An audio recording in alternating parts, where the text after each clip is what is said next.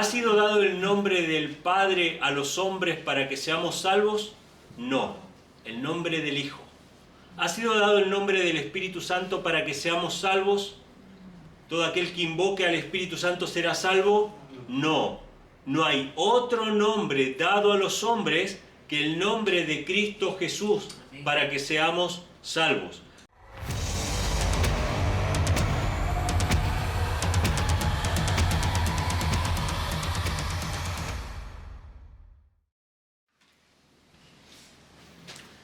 Saludos hermanos, Dios les bendiga.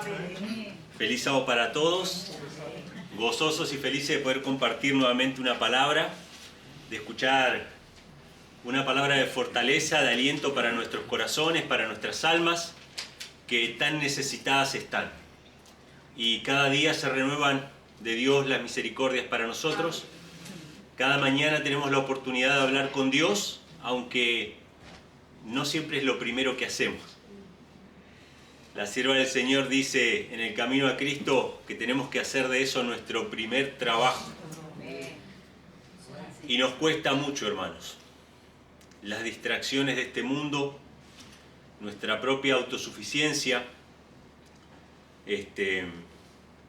cosas que pensamos que nosotros tenemos que resolver. Nos cuesta. Nos cuesta generar una dependencia de Dios. Que lleguen estos hábitos a convertirse, o esta práctica a convertirse en un hábito de no poder salir sin orar, de no poder hacer actividades sin haber escuchado la palabra, sin haber leído la palabra, sin haber recibido. Nos cuesta hacer un hábito, pero es lo único, hermanos, que nos va a sostener en pie. Se vienen cosas terribles y lo que quiero compartir con ustedes en esta mañana tiene que ver con Cristo como la piedra fundamental o la piedra viva, ¿sí?, sobre la cual tenemos que fundamentarnos cada uno de nosotros. La piedra viva, ¿sí? Y quiero hablar de Cristo, ¿por qué? Porque Cristo es presentado en las Escrituras como el centro de todo, como el fundamento de todo. Y fíjense ustedes qué interesante, hermanos, porque hay dos doctrinas en pugnas, ¿no? Está la doctrina del Padre y el Hijo, y está la doctrina de la Trinidad. En la doctrina de la Trinidad hay tres personas que son iguales, que no hay una que sea mayor que otra. Por lo tanto, las tres tienen que ser exaltadas de la misma manera, de la misma forma. Hay algo que no cuadra, pero la Biblia nos presenta que Cristo es el centro de todo. Aleluya. Y fíjense lo que voy a decir, no el Padre ni el Espíritu Santo.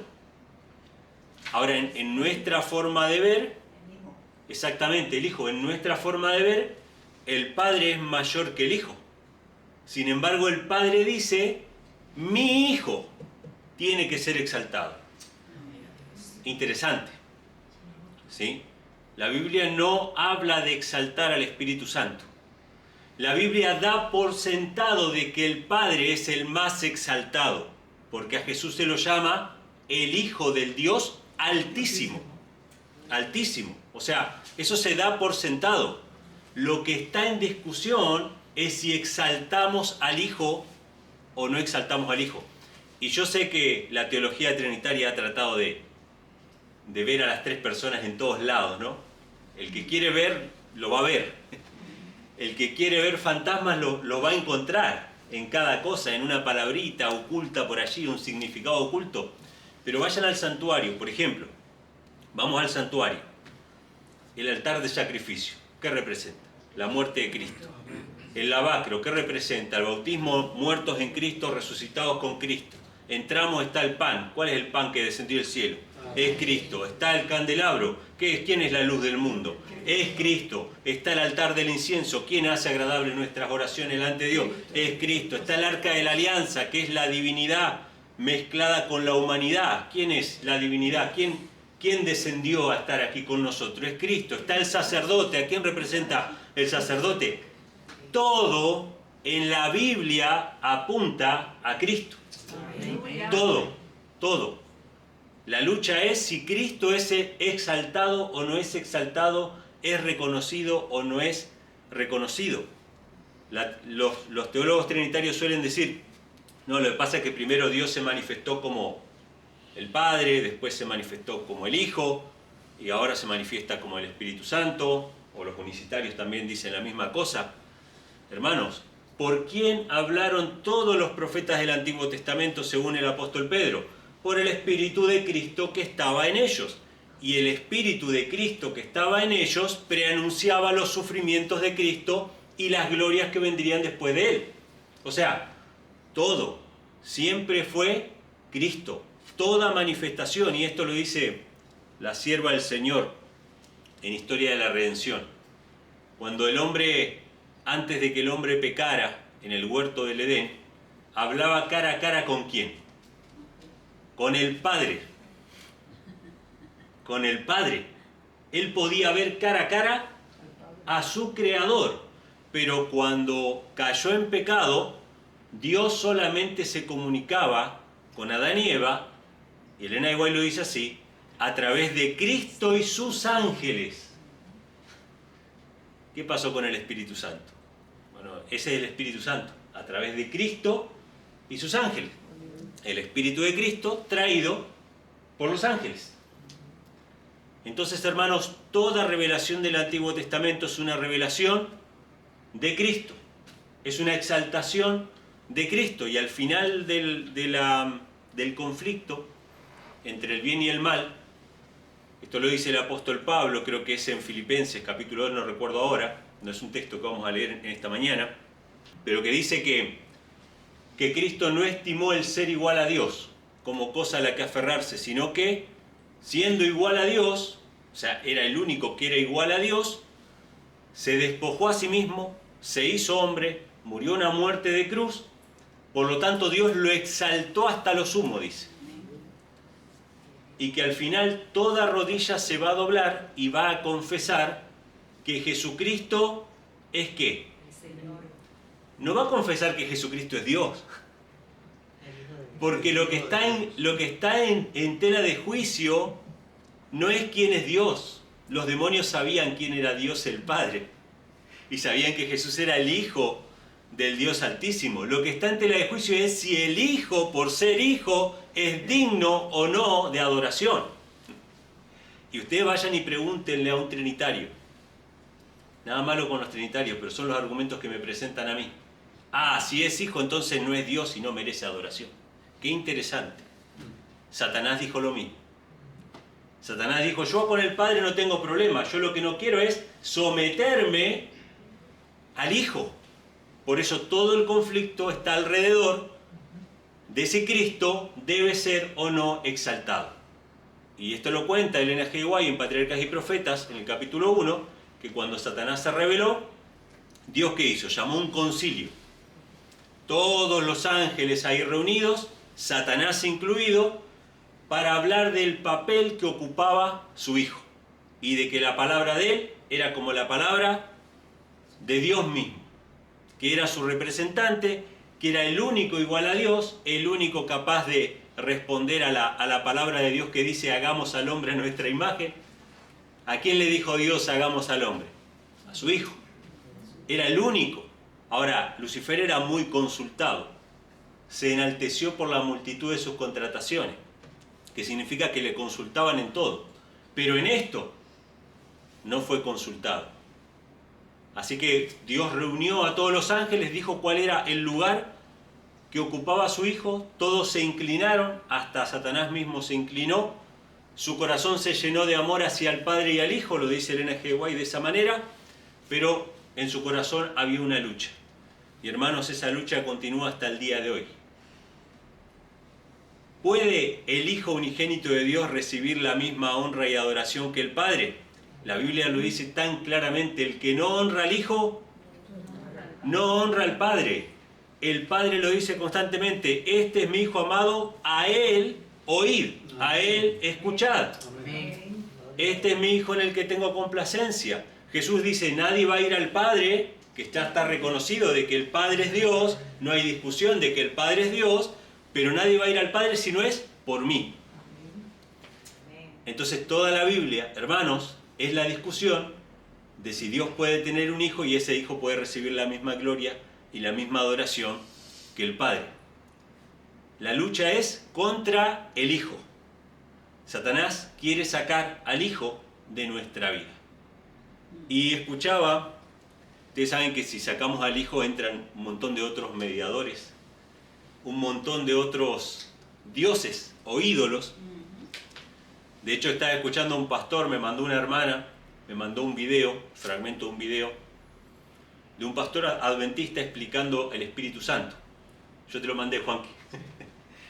Pero ¿por qué ese recorte? Porque no era nada nuevo, es decir, él estaba explicando la Trinidad como se cree en la Iglesia Adventista, pero él usó expresiones que son fuertes, escucharlas así. Entonces ese pastor, explicando el Espíritu Santo, dice, bueno, Jesús dice que va a enviar otro Consolador. Entonces, como buen pastor, recurre a la gramática griega original. Porque, ojo, lo que ustedes leen en su Biblia no es confiable. Tienen que recurrir a nosotros, que sabemos griego, para que le digamos lo que realmente significa. Porque esas Biblias no son confiables. Es el mensaje oculto detrás de.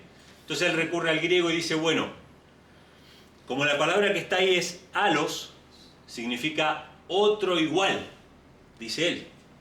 Entonces dice, como Jesús dice que les enviará otro igual, y Jesús es Dios, entonces está diciendo que va a enviar a otro, y el Espíritu Santo es otro Dios.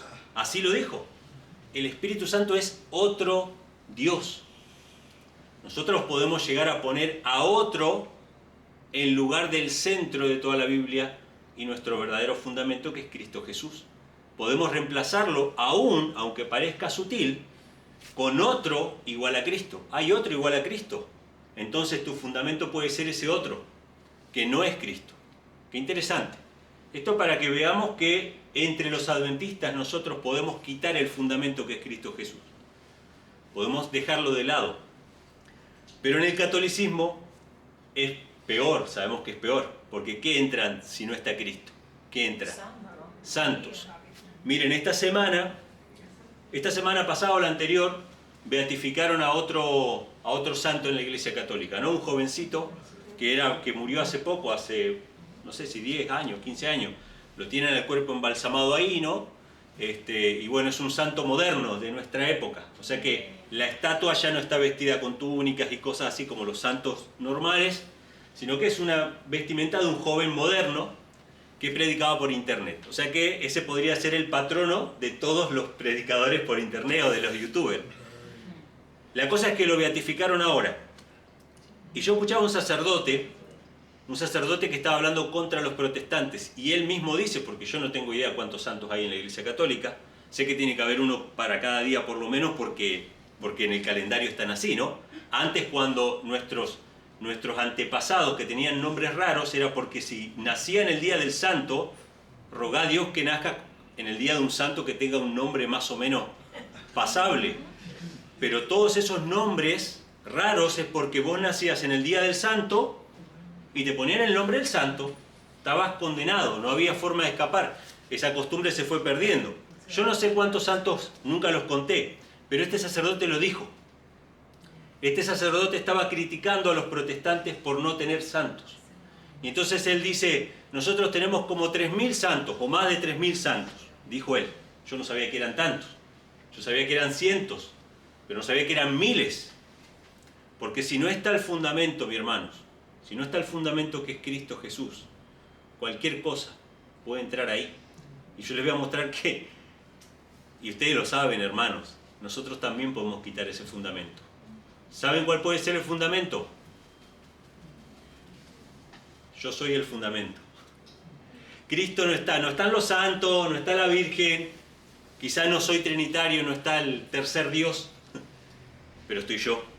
Y yo soy el fundamento sobre el cual vivo mi vida. Entonces ahí mencionaba, ¿no? Tenían 3.000 santos y el sacerdote cometió un error ahí porque ese video lo recortaron y lo repartieron por todos lados. Él dijo, qué aburrido que es ser protestante. Nosotros tenemos como 3.000 ejemplos, 3.000 santos. ¿Y ellos cuántos tienen? Ninguno, solamente Cristo. Dijo el sacerdote. Obviamente esto él quería ponerlo como argumento, pero como dice la Biblia, la Biblia, ¿no? De la abundancia del corazón habla la boca, y el viejo y conocido dicho que dice el pez por la boca muere. Tenemos que cuidar lo que decimos, hermano. Más si estamos hablando contra la palabra del Señor. Y este sacerdote dijo eso. Ellos tienen un solo ejemplo, que es Cristo. En eso dijo verdad. Y Cristo tiene que ser el centro de nuestra vida. Cristo tiene que ser la piedra angular de todo lo que decidamos. Y a veces, hermanos, nosotros nos desprendemos de esa roca. Separados de mí, dice Cristo, nada podéis hacer. No hace falta ser católico para poner otro fundamento. No hace falta ser trinitario para poner otro fundamento. Nosotros a diario podemos estar poniendo otro fundamento. Vamos a leer el primer pasaje. El primer pasaje dice en Efesios capítulo 2, versículo 19 al 22. Están en la pantalla si ustedes quieren acompañarme en la lectura. Pueden anotarlos también. Este pasaje siempre me causó perplejidad y me costaba comprenderlo, pero creo que ahora lo comprendo un poquito mejor que antes, ¿sí? Y por eso quiero compartirlo con ustedes. Tiene varias cosas. Dice, así que ya no sois extranjeros, le habla a los gentiles, ¿sí? No sois extranjeros ni advenedizos, sino conciudadanos de los santos y de la familia de Dios. Presten atención a eso, hermanos. La familia de Dios.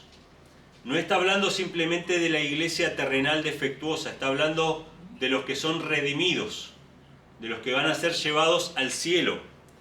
Está hablando de la familia de Dios, edificados sobre el fundamento de los apóstoles y profetas, siendo la principal piedra del ángulo Jesucristo mismo, en quien todo el edificio bien coordinado va creciendo para ser un templo santo en el Señor, en quien también vosotros sois juntamente edificados para morada de Dios en espíritu. Bueno, esto es interesante, tiene varias aristas, pero una de ellas es que la iglesia de Dios, el pueblo de Dios, la familia de Dios, no está constituida por ladrillos físicos. ¿Sí? Nosotros no estamos ahora en la iglesia, nosotros somos o no somos la iglesia. Es decir, la iglesia no es un templo físico, es un templo espiritual, constituido por ladrillos de los cuales cada uno de nosotros somos. Pero este texto siempre me costó comprenderlo, porque dice ahí, edificados sobre el fundamento de los apóstoles y profetas. ¿Quién es el fundamento?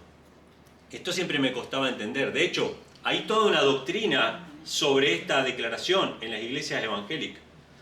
Si ustedes van a las iglesias evangélicas o pentecostales, le van a decir que hoy en día no existen más apóstoles. ¿Por qué? Porque los apóstoles son los que llamó Cristo en ese momento y ahora ya no hay más apóstoles. Y esos apóstoles son el fundamento de la iglesia sobre la cual tenemos que edificar.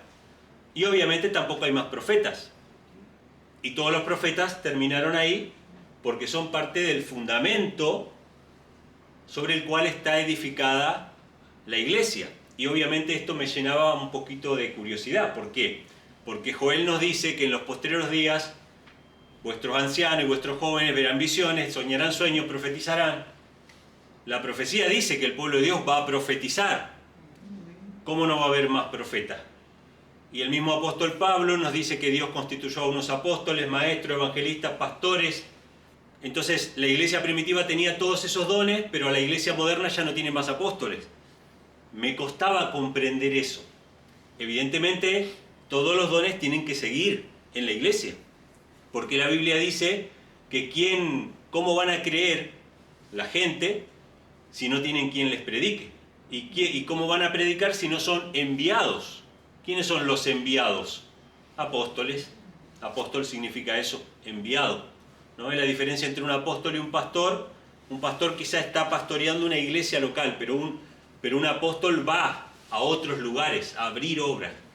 Y en ese lugar donde abre una obra, ordena ancianos, que son los pastores que van a quedar pastoreando ese lugar. Pero si no hay apóstoles, entonces estamos hablando de que no hay enviados hoy en día.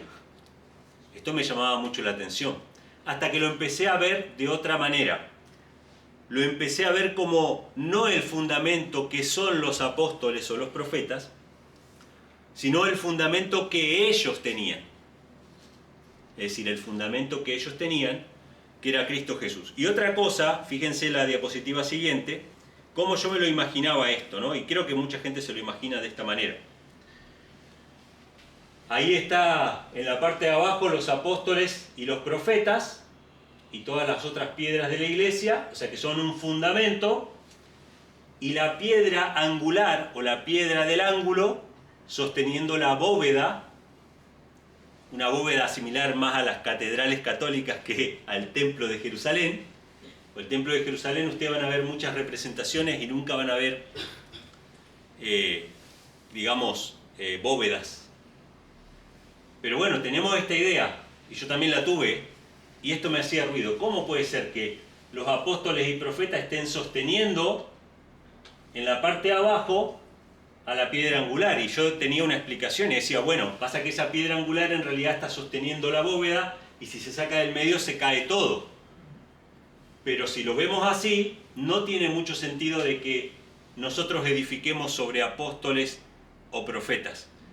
Porque sí, podemos decir, no, pero es la palabra que ellos hablaron, pero es muy difícil poner apóstoles y profetas como fundamento y no mirarlos a ellos. Cuando Dios quiere que miremos ¿a quién? A Cristo. Entonces, investigando un poco me di cuenta de que eso está mal, eso no es así. Vamos a la siguiente diapositiva.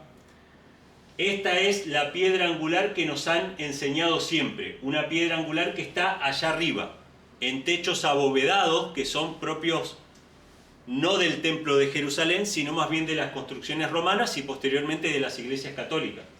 Pero en realidad, la siguiente, la piedra del ángulo es esta. Qué interesante, ¿no? Esta es la piedra del ángulo y no está arriba, es un fundamento.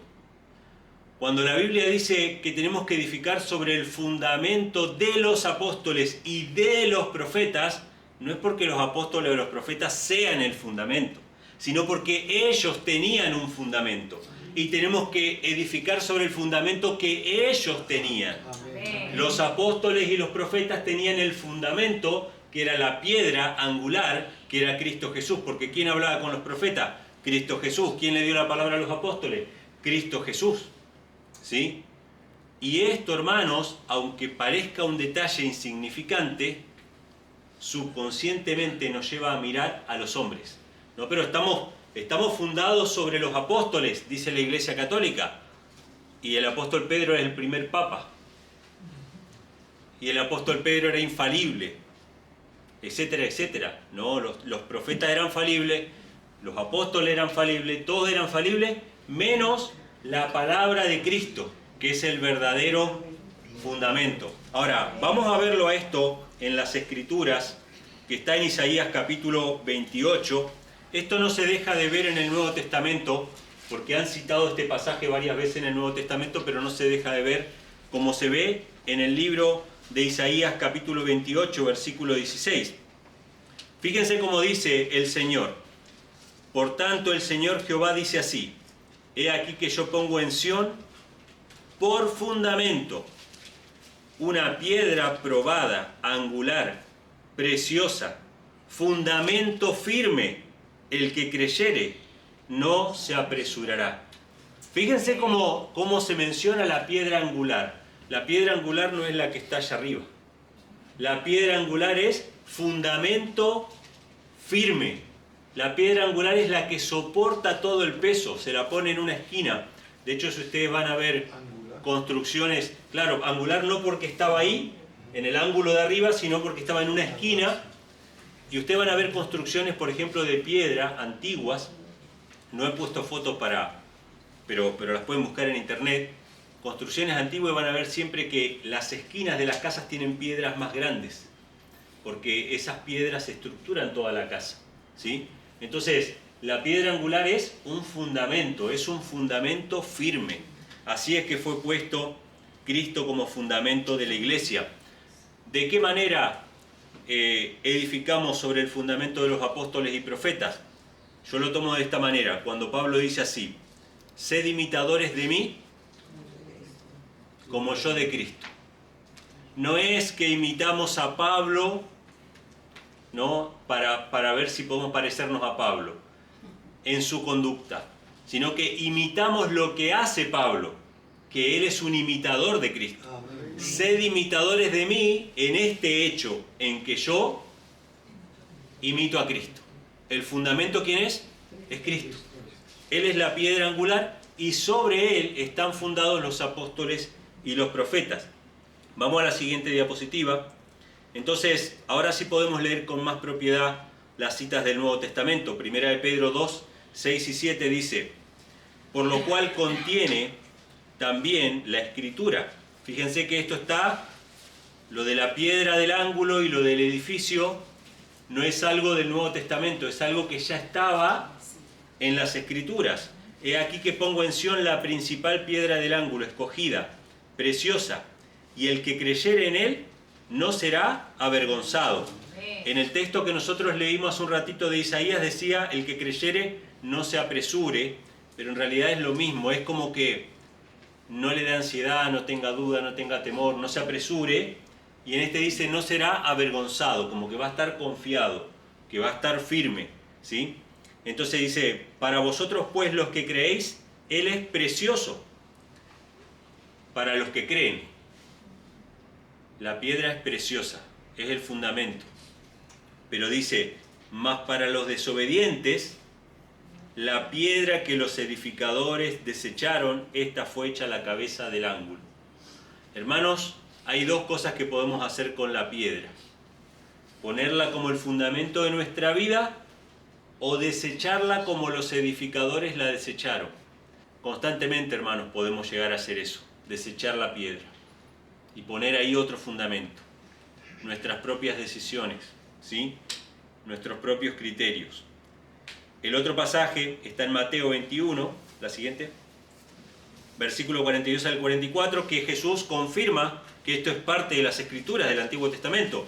Nunca leísteis en las Escrituras: la piedra que desecharon los edificadores ha venido a ser cabeza de ángulo. El Señor ha hecho esto, y es cosa maravillosa en nuestros ojos.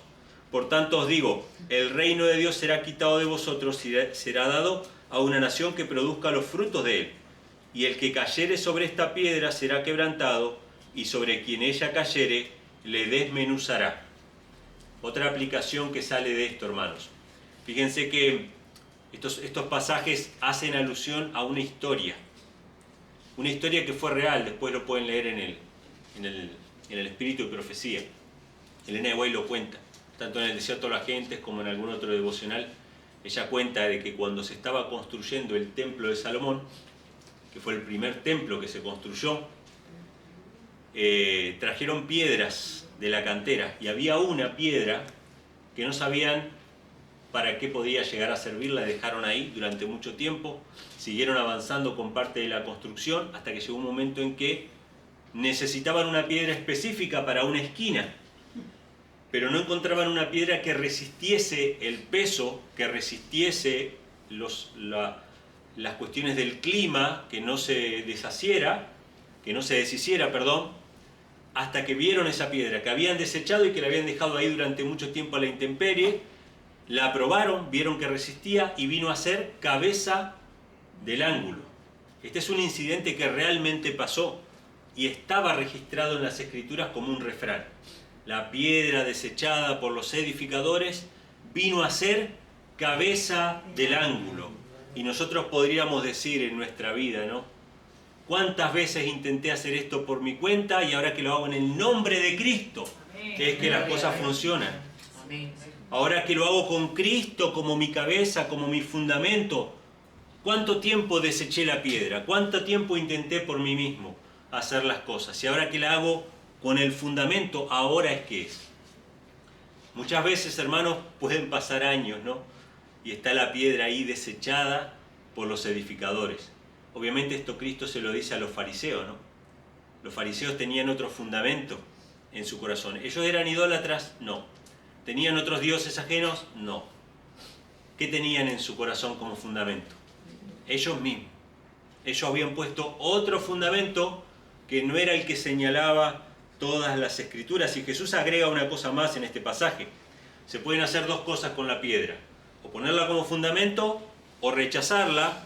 Y esto se traduce en caer sobre la piedra o que la piedra caiga sobre nosotros. ¿Qué significa caer sobre la roca, hermanos? Reconocer que no podemos. Reconocer que necesitamos a Cristo. Que no podemos hacer nada. Que no podemos vencer ni el vicio, ni los malos hábitos, ni el pecado en ninguna de sus formas, si no es por medio de Cristo. Caer sobre la roca significa reconocer a Cristo como el fundamento. Amén. Ahora, ¿qué significa que la roca caiga sobre uno?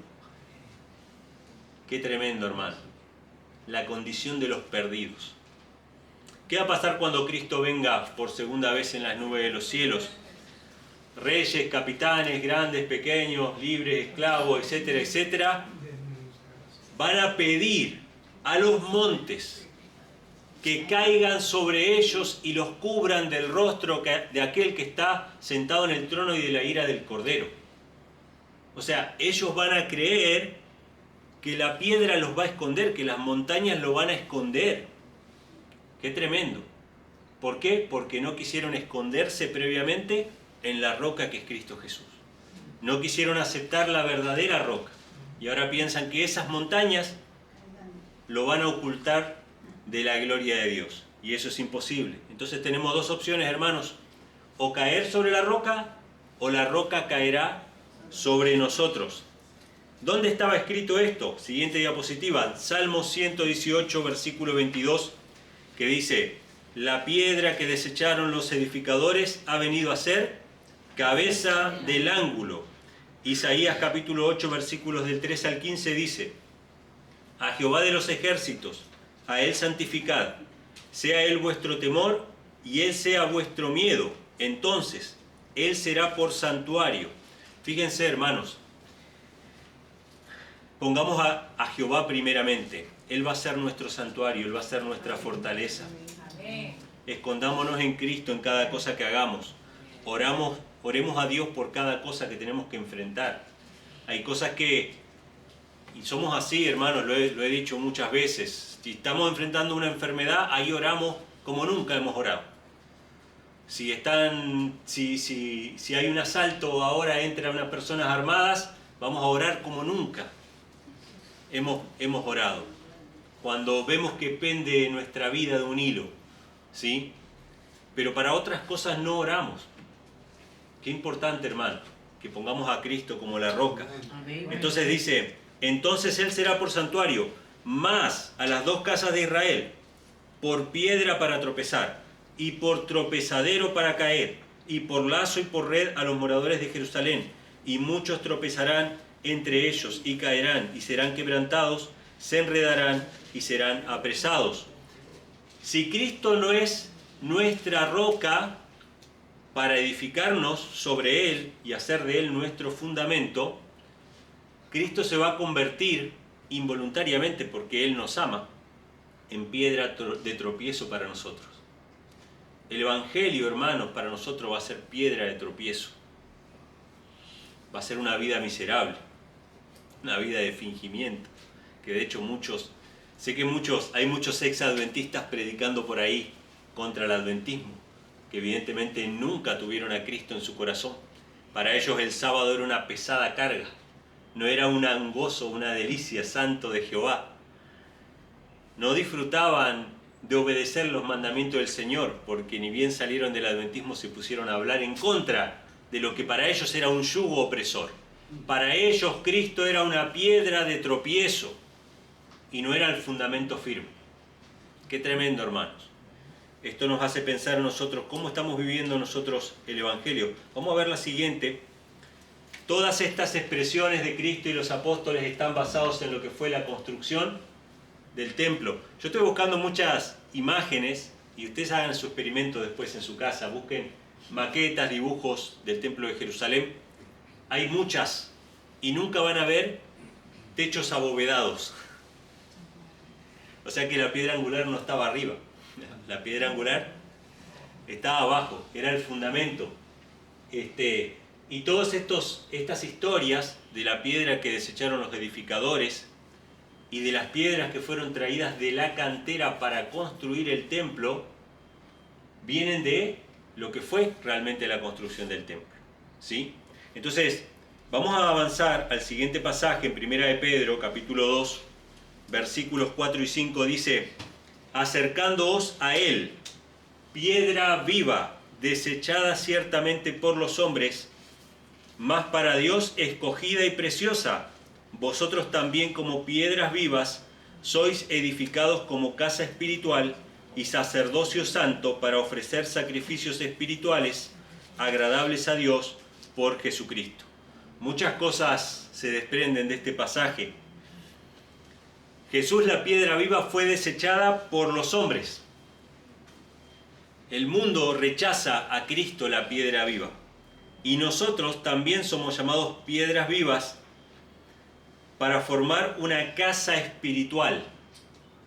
Pero fíjense lo que dice: sacerdocio santo para ofrecer sacrificios espirituales agradables a Dios por Jesucristo. Y esto nos tiene que hacer tener temor reverente, porque Dios no nos llamó para mantenernos en el pecado. Dios nos llamó para abandonar el pecado, para santificarnos. Ustedes saben que en la iglesia adventista ahora se está predicando la nueva teología. La nueva teología dice que vamos a pecar hasta que Cristo venga, y que a lo sumo allá Él nos cambiará el cuerpo y nos cambiará el corazón y el carácter. Es más, no te preocupes por si Dios es una Trinidad o no. Allá en el cielo vamos a saber cómo es la cosa, porque es un misterio que no se puede entender. Entonces, si Dios es una Trinidad o no, no importa. En el cielo, y yo he escuchado pastores hablar sobre esto, no estoy hablando de cosas que me invento. Allá en el cielo vamos a saber si Dios es una Trinidad o no. Allá en el cielo dejaremos de pecar. Pero ¿dónde está armando Dios su casa espiritual? La familia de Dios, la familia celestial, es acá en la tierra, hermanos. Cuando Jesús vino y dijo que el reino de los cielos se ha acercado, ¿había venido el reino de Dios? Sí, había venido el reino de Dios. El reino de Dios se acercó. Dios quiere establecer su reino aquí en la tierra a través de sus siervos, sus hijos, y tienen que ser un sacerdocio santo. Y de esto se desprende otra historia de la construcción del templo. Vamos a pasar a la siguiente diapositiva, que dice que cuando construyeron el templo de Salomón, esas piedras eran traídas de la cantera, listas, labradas. Dice así Primera de Reyes, capítulo 6, versículo 7. La casa, cuando se edificó, la fabricaron de piedra que traían ya acabadas, de tal manera que cuando la edificaban ni martillos ni hachas se oyeron en la casa, ni ningún otro instrumento de hierro. Qué tremendo, hermanos. Siempre hemos oído en la iglesia, pero lamentablemente lo han dejado por la nueva teología, lo único que Dios no va a cambiar, ¿qué era? El carácter. El carácter es lo único que nos vamos a llevar al cielo. ¿Decíamos esto en la iglesia adventista o no? Sí, lo decíamos. Pero lamentablemente hoy la nueva teología nos quiere hacer creer que allá en el cielo se va a edificar el carácter. Eso no es así, hermanos. Allá en el cielo vamos a abandonar el pecado. Claro que no. Las piedras que van a constituir este edificio son traídas ya desde la cantera acabadas. Si no, no pueden formar parte del edificio. Y yo no estoy hablando acá de impecabilidad o infalibilidad. Hermano, cometemos errores. Si alguno hubiere pecado, abogado tenemos con el Padre a Jesucristo el justo. Pero en el corazón está el deseo de obedecer la palabra de Dios. Y no decir liberalmente, bueno, vamos a pecar toda la vida, así que démosle total. No. Está el deseo de la justicia, el deseo de hacer la voluntad de Dios. La siguiente diapositiva dice en Isaías 51, versículo 1: oídme los que seguís justicia, los que buscáis a Jehová, mirad a la roca de donde fuisteis cortados y el hueco de la cantera de donde fuisteis arrancados. Hermanos, ¿quiénes son las piedras que fueron sacadas de la cantera para formar parte de la casa espiritual del reino de Dios? Aquellos que aman la justicia, que buscan a Jehová. Que buscan a Jehová. ¿Sí? Vamos a avanzar un poquito más en Romanos capítulo 9. Se vuelve a citar este ejemplo. Romanos capítulo 9, versículos 30 al 33. Dice así: ¿qué pues diremos? ¿Que los gentiles que no procuraban la justicia han alcanzado la justicia?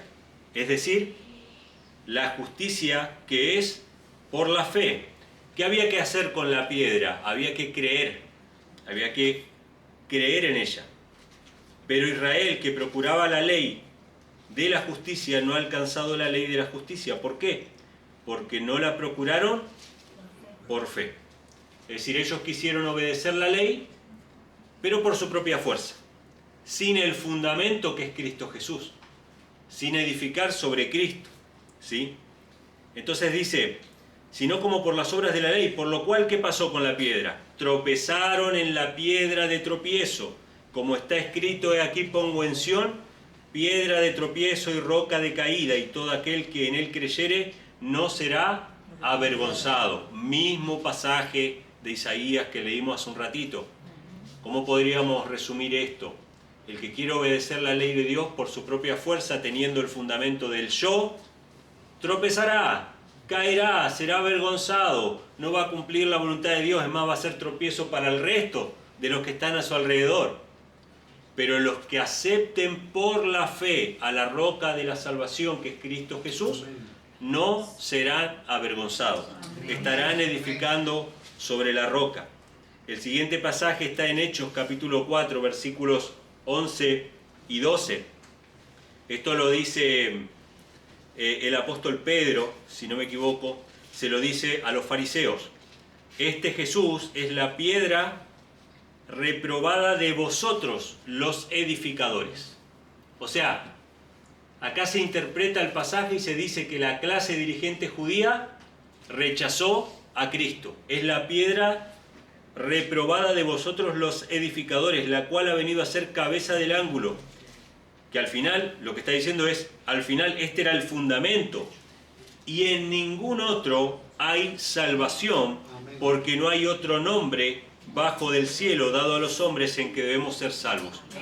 Hermanos, ¿ha sido dado el nombre del Padre a los hombres para que seamos salvos? No, el nombre del Hijo. ¿Ha sido dado el nombre del Espíritu Santo para que seamos salvos? ¿Todo aquel que invoque al Espíritu Santo será salvo? No, no hay otro nombre dado a los hombres que el nombre de Cristo Jesús para que seamos salvos. Solamente aquellos que reconozcan al Hijo de Dios pueden acercarse a Dios el Padre. No hay otro nombre, es la piedra que es el fundamento de la palabra de Dios. Y el último pasaje se encuentra en 1 Corintios capítulo 3, versículos del 9 al 11, que confirma la interpretación que estamos dando acerca de cuál es nuestro fundamento. Porque nosotros colaboradores somos de Dios y vosotros sois labranza de Dios. Esto lo dice Pablo porque había gente que decía, yo soy de Pablo y yo soy de Apolos. ¿A quién estaban poniendo como fundamento? ¿Podemos hacerlo nosotros también, siguiendo a los predicadores de moda? Ah, no, pero yo me miré un video de YouTube del hermano Emanuel, ya tengo mi culto personal hecho. ¿Se puede hacer eso? No. O sea, no se debería, pero ¿alguien lo podría llegar a hacer? Sí. Entonces dice, yo ya escuché el devocional, ya tengo mi comunión hecha. Hermanos, tenemos que dedicar tiempo con el Señor, sin mediador, sin intérprete. Usted puede escuchar muchos sermones y le van a ayudar porque le va a dar ideas y va a conocer cosas, pero ese no es su relación con Dios. Su relación con Dios no es a través de predicadores, a través de sermones. Simplemente, usted tiene que tener intimidad con Cristo. Cristo le tiene que hablar a usted por las Escrituras. Y no estoy diciendo de que un tema no pueda ser interesante. Usted puede agarrar el tema que está escuchando ahora, irse a su casa, estudiarlo, profundizarlo y decir, Dios me habló a mí. Dios me ama y me habló directamente por su palabra. Yo lo escuché de tal hermano, el hermano fue un instrumento, pero Dios me habló a mí por su palabra. Porque si no, ¿qué vamos a hacer? Vamos a ser dependientes de los hombres. ¿Y qué va a pasar cuando Emanuel o cualquier pastor o cualquier evangelista, predicador, caiga en pecado? Dios no lo quiera. ¿Qué va a pasar? Entonces toda mi experiencia fue mala. Toda mi experiencia, todo lo que no fue el Espíritu Santo, y quizás sí el Espíritu Santo obró, quizás Dios le dio palabra, pero como usted puso su vista en el hombre, y el apóstol Pablo dice, miren, ¿cómo es eso de que yo soy de Pablo y yo soy de Apolo? ¿Acaso murió por ustedes Pablo? Y Pablo lleva nuestra vista al fundamento, y Pablo es un apóstol, Pablo no es el fundamento. Nosotros tenemos que edificar sobre el fundamento que Pablo tenía, que era Jesucristo. Entonces dice, nosotros colaboradores somos de Dios y vosotros sois labranza de Dios, edificio de Dios, fíjense, edificio, somos el templo, conforme a la gracia de Dios que me es dada. Yo como perito arquitecto puse el fundamento, fíjense, ¿Pablo es el fundamento? No, dice puse el fundamento y otro edifica encima, pero cada uno mire cómo sobreedifica, porque nadie puede poner otro fundamento que el que está puesto, el cual es Jesucristo. Amén. El apóstol Pablo dice que él no es el fundamento, que él puso, él compartió la palabra, y nadie puede poner otro fundamento que no sea Jesucristo. El Padre es mayor que Cristo. Cristo lo dice. Mi Padre es mayor que yo. Eso lo dice en Juan 14. En Juan 10 dice, mi Padre es mayor que todos. Y habla mucho acerca del Padre y Jesucristo exalta al Padre. Pero el Padre nos dice, miren a Cristo. ¿Quieren conocerme a mí? Miren a Cristo. ¿Quieren saber quién soy yo? Escuchen a mi Hijo. ¿Quieren venir a mí? Vengan por medio de mi Hijo. ¿Quieren hacer cualquier cosa? Comer, beber, hacer esto, aquello. Háganlo todo en el nombre de Jesús. Amén. Cristo es el fundamento, hermanos. Edifiquemos nuestra casa sobre la roca que es Cristo Jesús. Que Dios les bendiga.